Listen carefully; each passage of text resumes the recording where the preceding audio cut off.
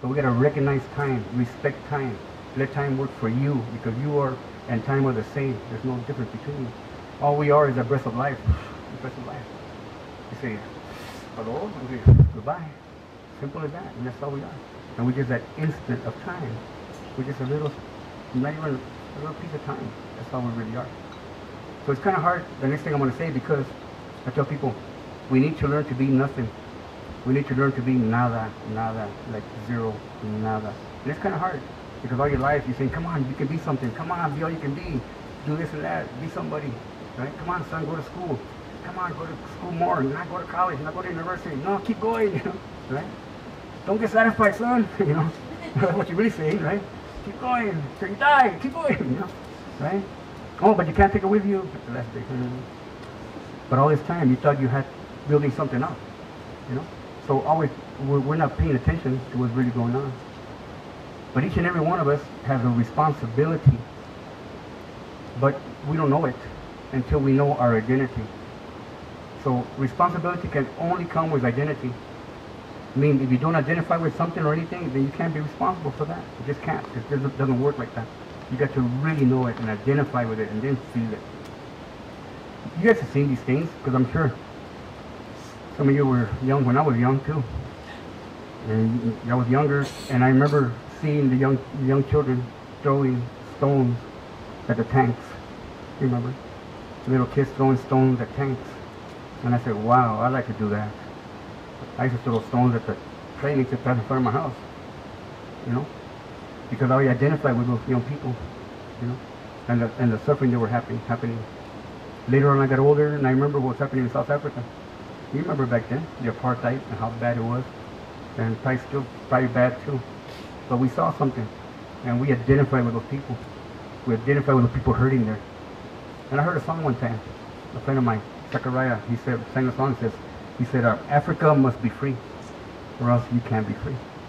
And I said, whoa, the truth is there. And I knew it, and I know it still. That until Africa's free, I can't be free.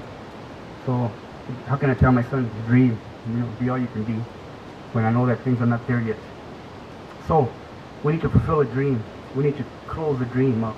We need to come to a conclusion, and we're here for that. You know, that's what I'm here for. That's why I'm glad you're here. You know, you're part of that. And my time is almost concluding here too.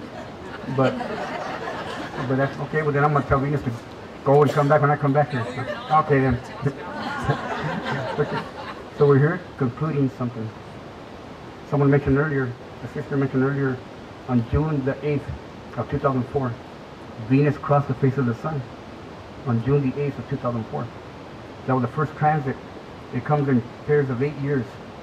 So now we're going to do it again, and it'll be actually 105 years before it crosses to the face of the sun, as seen from the earth. So it won't be in some of our lifetimes. You know?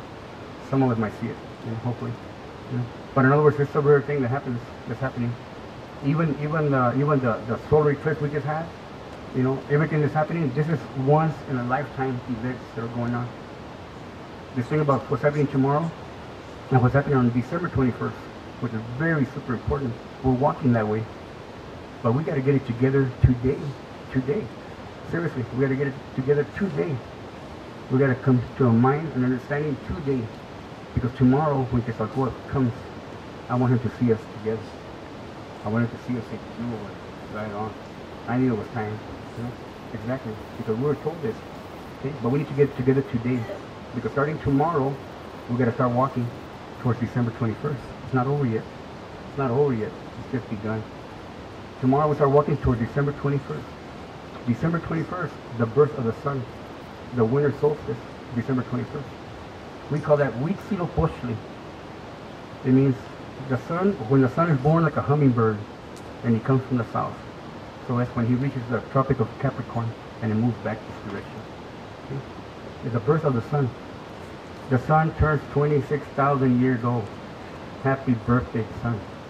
And we hope to have a big party. Very happy. We hope that on that day of his birthday, he'll see dignified to return. But so far, why hasn't he returned? I use an example, quick example. A lot of times people come to work. You know, people come to work. They leave their home to go to work somewhere. especially in Mexico. They also go to the norte to work. So a lot of times people come to work and they're gone a long time. Sometimes they don't come back. They're gone a long time. Sometimes years pass and they can't come back. So they don't come back. And then sometimes when they come back, they don't recognize them no more. They'll say, Mazatzin, is that you? You look different. You're fatter, you got hair on your face. What's happening? Is that you? Sometimes they don't recognize the father. So when can a father walk into his home? Only when you open that door. Otherwise, you can't open the door because you don't recognize the father. The father may pass by once or twice or 3 times until somebody says, hey, look, he lives like my pop, you know. He walks like this, real cool like your pop. You gotta be my father. Look how he walks. You know? Then you open the door. And your father, hey, truly, father can come in. Well, all this time, our father, son, has been taking that walk. Oh, every single day. Our father, son's been walking and walking and walking and walking and walking and walking. And some of us say, hey, Pop, what's up? But most of us have not. Most of us have not recognized him as our father. So we have not opened the door to our heart. So he can come in.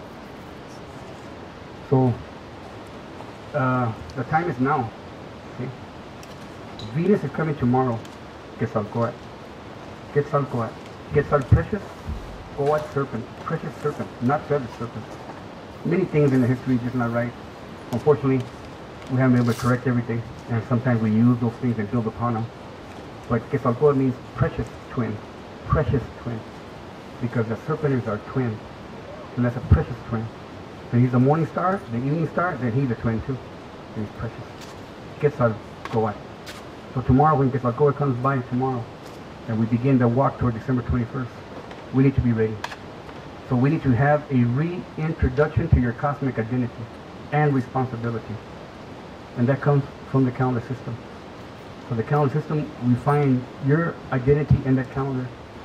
Not you and what you look like, or where you come from, or mom or pop, or grandpa, or where you were born, or your language, or your sexual preferences, or whatever.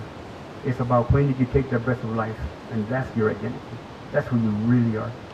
Because in that instant that you took your first breath of life, all the power, all the energy, all the potential, all the capacity, everything that existed in the cosmos came in there.